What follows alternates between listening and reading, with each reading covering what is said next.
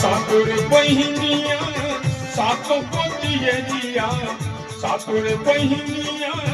सातों पोतियरिया आगइनी दरबार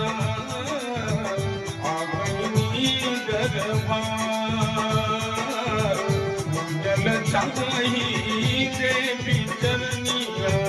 भक्ति करा स्वीकार हे देवी मैया विनती करा स्वीकार हे देवी मैया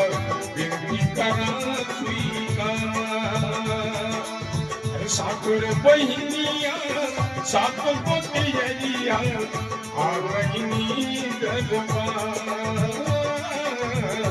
आगइनी दरबार पूजल चाही देवी चरनिया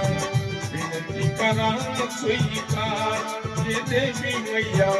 विनती करा स्वीकार हे देवी मैया विनती करा स्वीकार